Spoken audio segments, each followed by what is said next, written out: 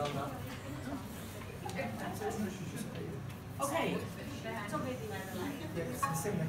Are you ready for my story? Yeah.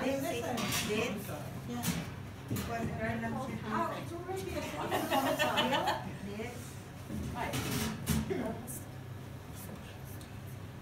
This is my life at hospice.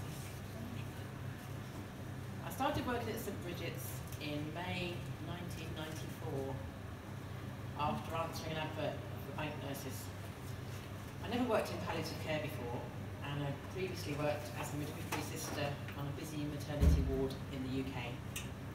I'd been married for 6 months, and the Isle of Man was still very new. I felt like a fish out of water, and was really quite vulnerable and green, as if I knew nothing.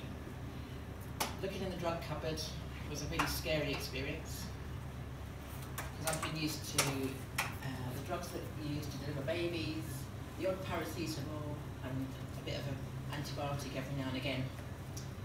In January 1995, I got a part-time contract and gradually began to find my feet. I was still a bit wobbly because it was all still quite new. I had my first daughter in August 1996, so I was then off for 6 months maternity leave. When I returned, I worked for two late shifts a week, which gave me a good work-life balance. I started to enjoy the work and realised that even when I was a midwife, I'd always moved towards women with difficulties and problems, difficult scans, difficult decisions, and those that had suffered bereavements or miscarriages or stillbirths. Hospice are and always have been very flexible and accommodating with my availability. This has really helped to keep a good balance between work and family life. In September 1998, I had my second daughter, which took me away again for 6 months. I came back in May, I think it was, and I was only back for a short time, but then had to go off for facial surgery in December 1999, and ended up being off for another 6 months, having radiotherapy and stuff.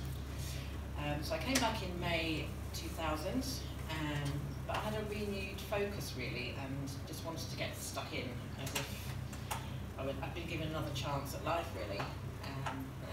I really felt as if I can do this. Hospice has really encouraged all of us with education, and I really wanted to pursue psychological aspects of care, especially after the experience I'd been through and going through the system myself and knowing the other side, as it were.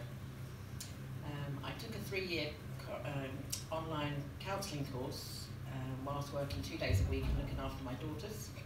I completed that in 2003. I started doing more with patients, spending time talking and listening to their anxieties and fears. And hospice were again really good to encourage that, and I'm very grateful for them for their support over the years.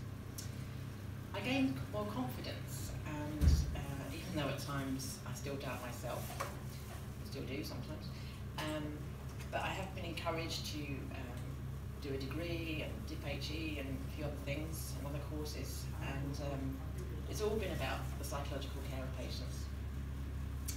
So my roles at hospice have continued to evolve, and I was able for some years, even when we first moved here, to have a more structured role in the psychological team, and even visiting them in their homes. And we sort of started the psychological team from then really.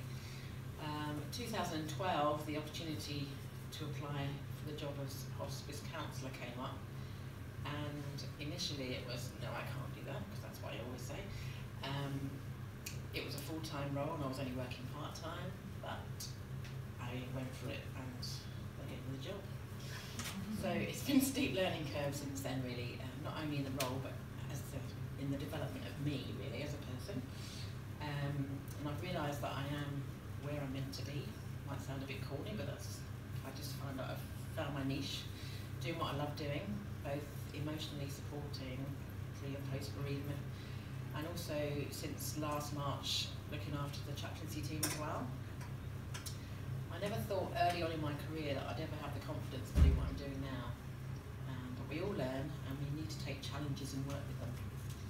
that means sometimes we have to step out and face our fears and push through our comfort zones.